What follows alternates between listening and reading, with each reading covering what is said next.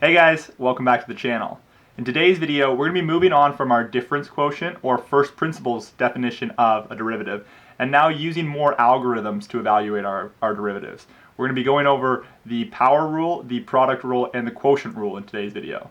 By the end of this video, you'll understand what all three of these algorithms are and when to apply them, as well as we're going to go through multiple example problems to make sure we have these skills down pat. If you guys get some value out of this video, I'd really appreciate you liking this video and subscribing to the channel to see more videos just like this. Alright, let's get started.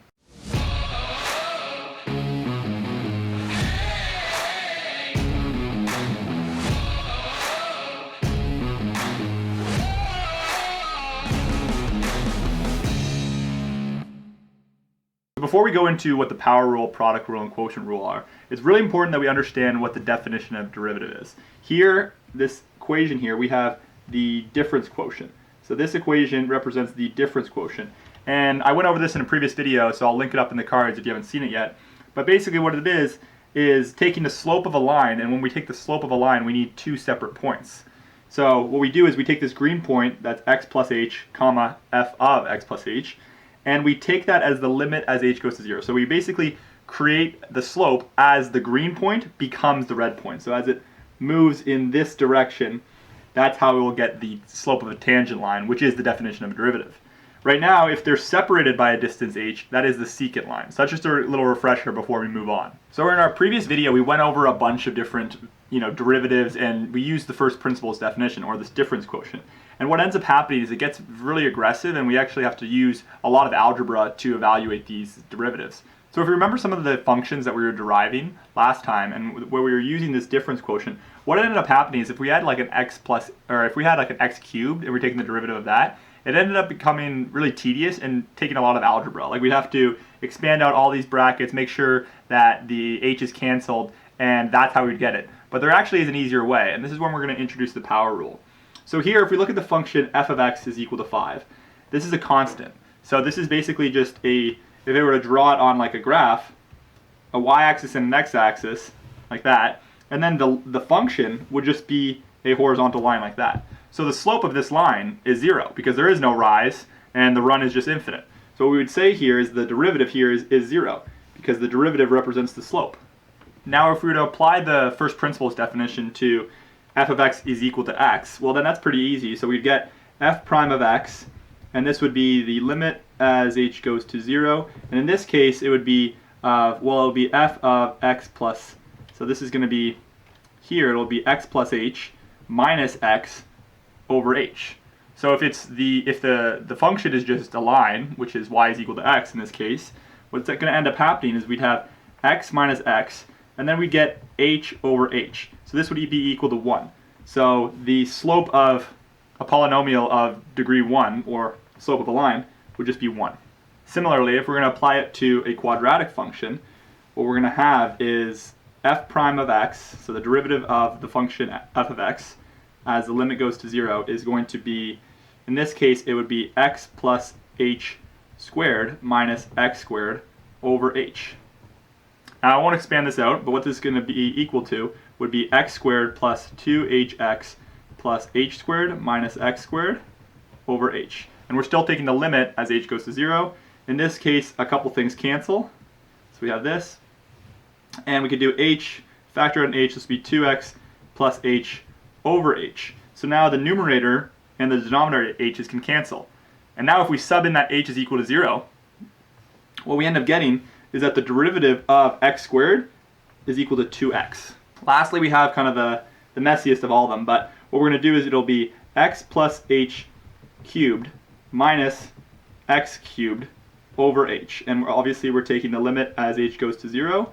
So in this case, if I were to expand this all out, and again it gets kind of tedious, and this is where we kind of need this power rule, we need some other algorithms to make our lives easier.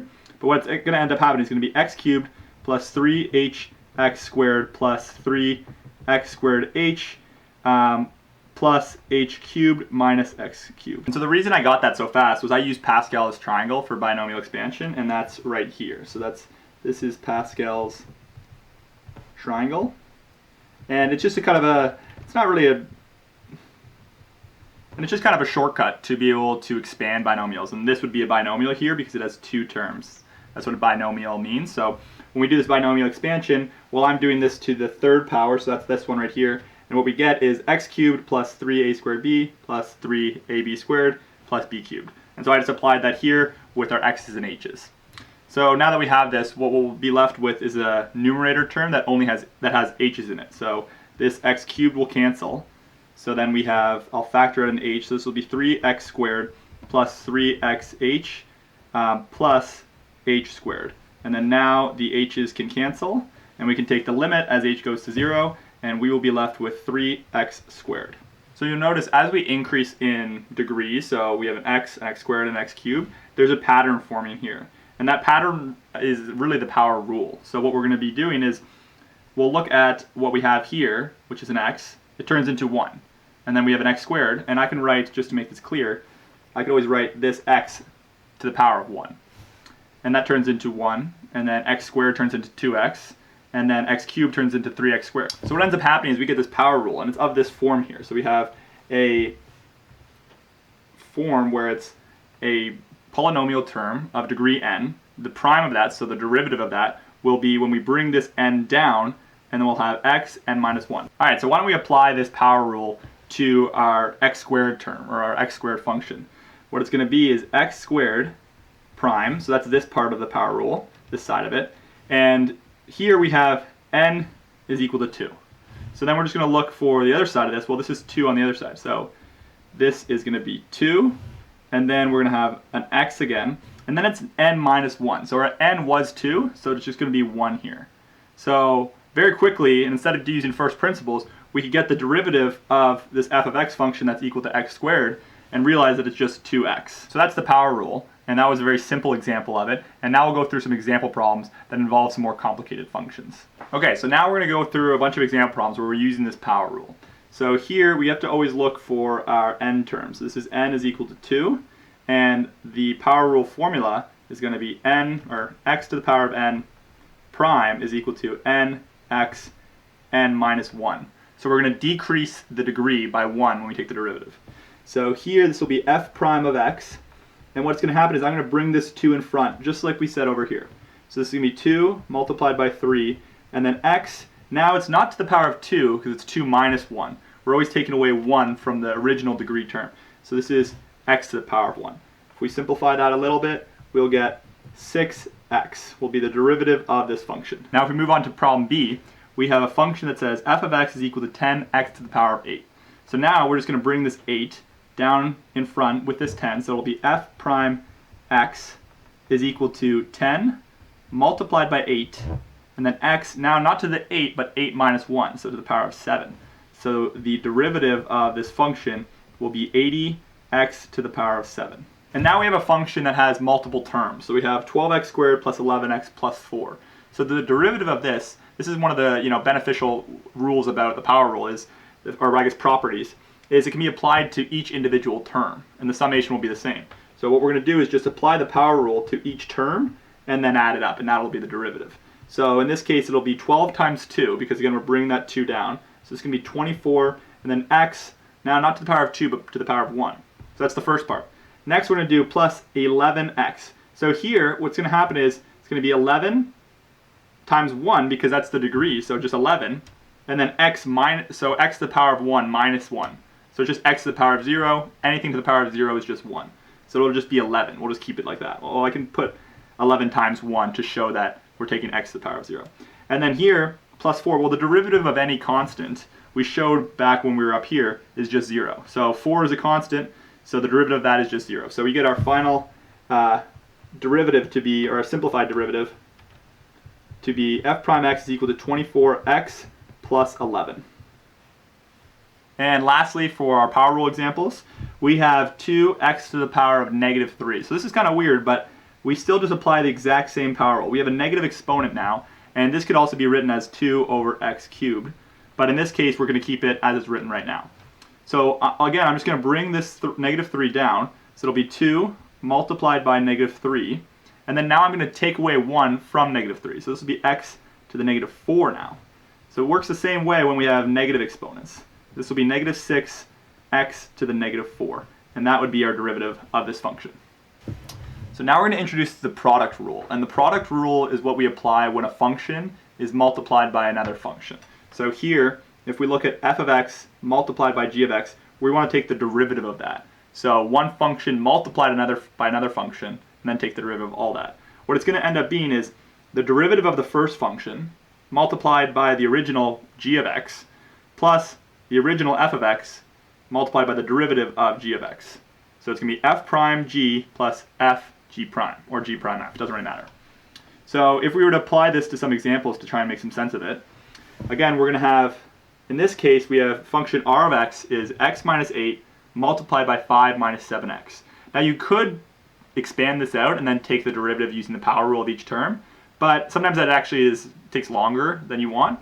So what we're going to use the power rule. So again, we're going to have to kind of isolate the functions here. So I'm going to call this one f of x, and then here I'm going to call this one g of x.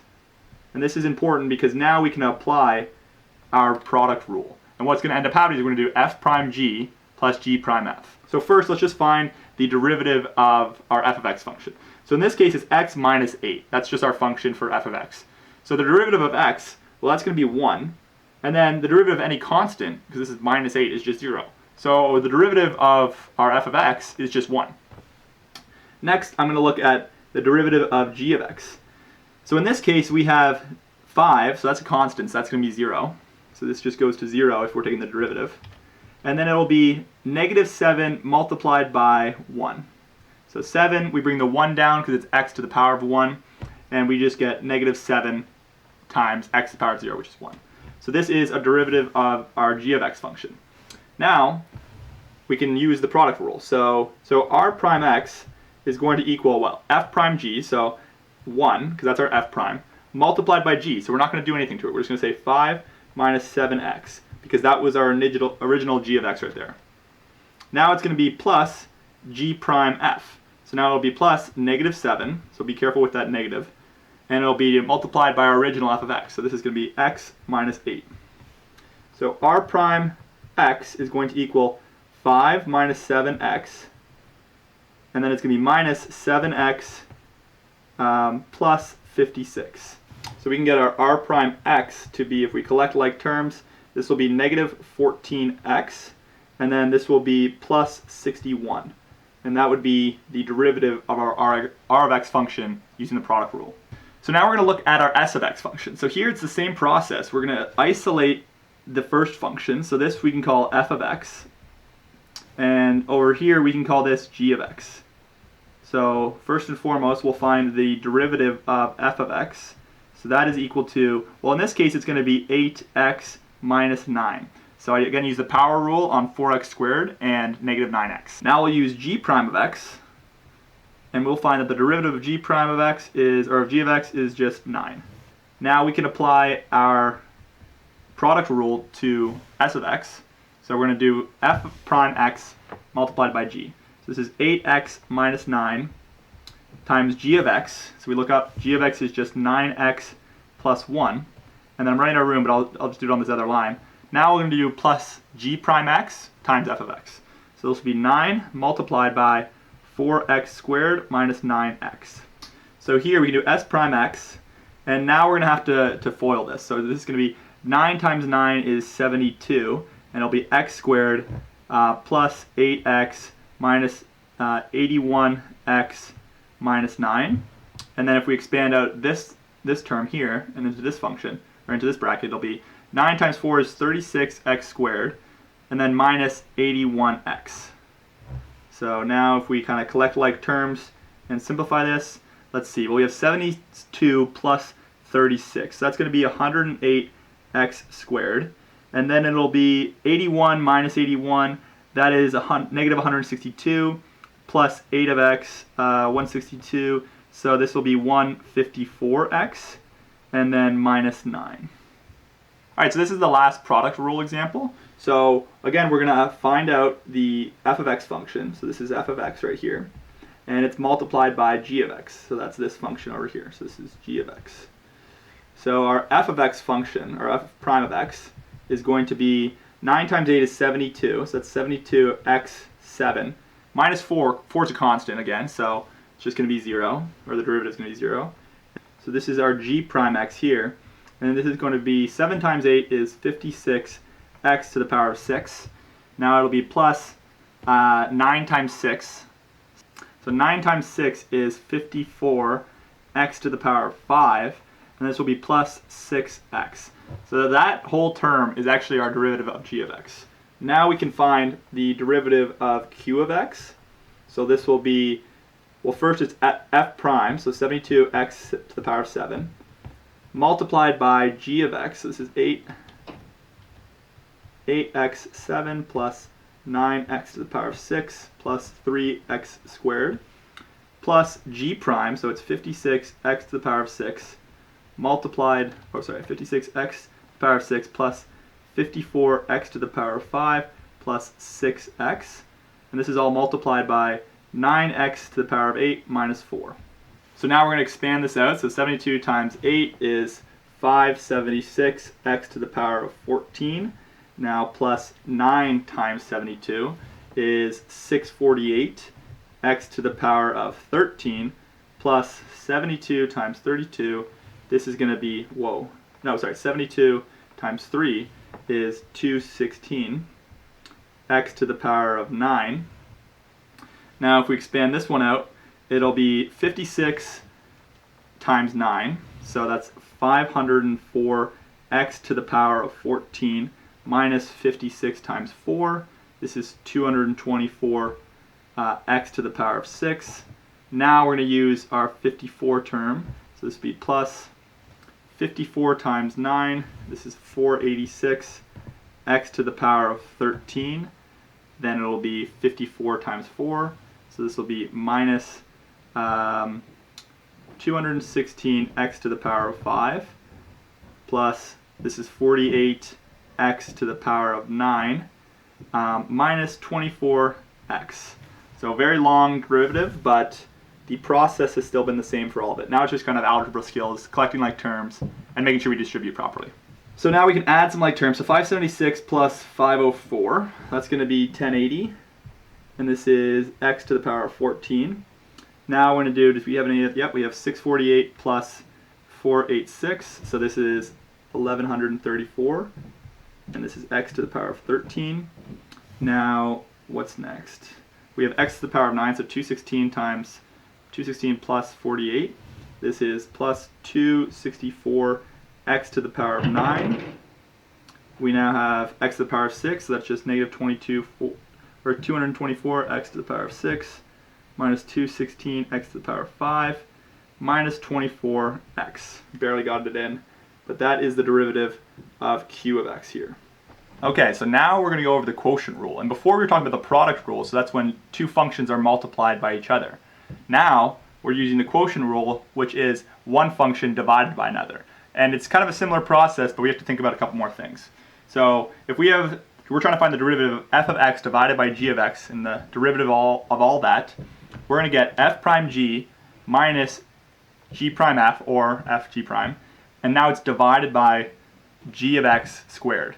So notice the difference between the product rule. We have this negative now instead of a positive, and we're dividing the entire expression by the original g of x function squared. The process is still going to be the same for all of these. We really want to isolate an f of x function, so in this case this will be our f of x, and then we also want to isolate our g of x, so this is our g of x. So we're going to have to find the derivatives of both of those, so this will be f prime of x is really just 3, and then now g prime of x is going to be 6x plus 4. And now we just apply our quotient rule. So we say the derivative of s prime, the derivative of s of x is, so it's going to be f prime, so this is 3, multiplied by g. So this is going to be 3x squared plus 4x minus 6x plus 4. So this is g prime f multiplied by fx, 3x plus 2. And then now we're dividing by g of x squared. So this is going to be 3x squared plus 4 of x and to the power of 2. So that would be our derivative, and now it's just algebra taking and collecting like terms and expanding out. So this will be s prime of x equal to 9x squared plus 12 of x minus, and then now we're going to have to FOIL. So this is going to be 18x squared minus 12x minus, let's see, it's going to be 12x again minus 8. And that's all over 3x squared plus 4x. And if we collect some like terms, the derivative of s of x will be negative 9x squared. This will cancel. So it'll be negative 12x minus 8. All over 3x squared plus 4x. And all that squared. That would be the derivative of s of x. So moving on to problem B here for our quotient rule examples. This is f of x on top. And then on the bottom here we have g of x. So now our f prime of x will equal 7x to the power of 6 plus 6x to the power of 5 minus 35x to the power of 4. Our g prime of x will equal 8, or just 8 actually. And now we can apply the derivative to r of x. So first we're going to do f prime g. So this is going to be 7x squared plus 6x5 minus 35x to the power of 4 multiplied by g of x, which is 8x plus 9 minus 8, so to minus the g prime f. This is x to the power of 7 plus x to the power of 6 minus 7x to the power of 5. This is now all over 8x plus 9 squared. So now if we were to expand this all out, this would be 56x to the power of 7 plus, that's going to be 48x to the power of 6 minus 35 times 8. 35 times 8 is 280. And that's x to the power of 5. And then now we're going to do plus 63x to the power of 6 plus 40, no, that's going to be 54 x to the power of 6, or sorry, to the power of 5, and minus 35 times 9, 35 times 9 is 315 x to the power of 4. Now this is still in the numerator, but we're just running out of room, so I'm going to say negative 8x to the power of 7 minus 8x to the power of 6 plus 56x to the power of 5. This is now all over 8x plus 9 squared. You can collect like terms. So let's see, we have 56 minus 8. So that is going to be 48x to the power of 7. We have, so I can cancel these ones out, we've dealt with those. We have 6, so we have like term, like term, like term. And I think that's an important thing to do, is to box in and kind of cancel out the like terms you've already calculated. Because it helps you just stay organized and stay on top of everything. So we're doing 48 plus 63 minus 8. So this is going to be plus, I'll do it in white actually, so this is plus 103 x to the power of 6. So now these are all gone. Now if we look at our x to the power of 5, we have negative 280 plus 54 plus 56.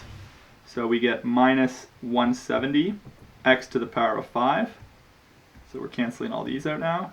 And then minus 315 x to the power of 4.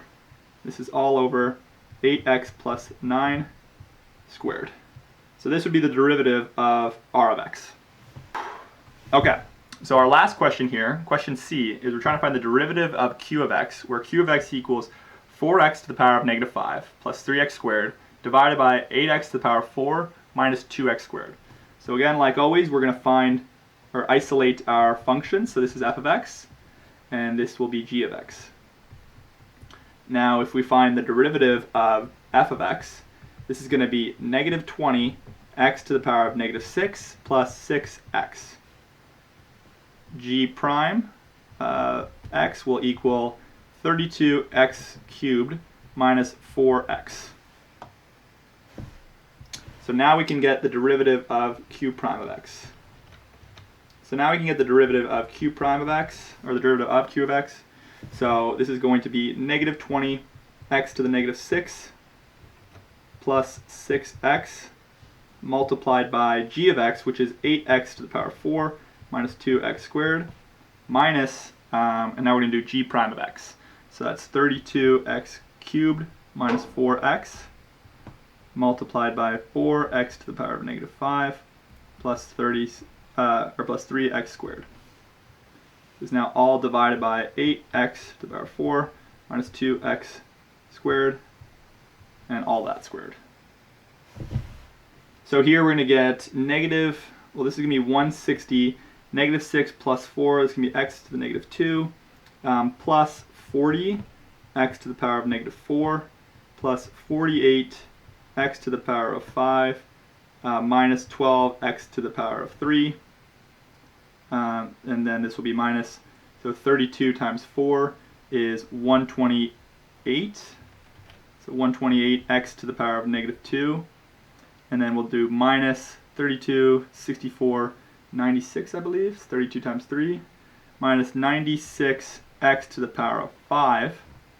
Now we'll do plus, this is going to be 16x to the power of negative 4, plus 12x cubed. And that is all over 8x to the power of 4 minus 2x squared, all that squared. So now we can collect some like terms. So let's see where we have negative to the power of negative 2. So that seems to be it right there. So I can write negative 160 minus 128, it looks like. So that is negative 288 x to the power of negative 2. So those are done. Now we'll have 40 plus 16. So we have plus 56 x to the power of negative 4. So those ones are done. And then we'll get 48 plus 48 minus 96. So we get negative 48 x to the power of 5. And lastly, we have these will end up just canceling. So the derivative of q of x is this entire expression, of course, over our original g of x squared. And that is all the quotient rule examples. Thanks for taking the time to watch this video. If you guys did get some value out of it, I'd really appreciate you liking this video and subscribing to the channel to see more videos just like this. If you have any suggestions on any material you want me to cover next, let me know down in the comments below. Thanks again, and I'll see you guys in the next video.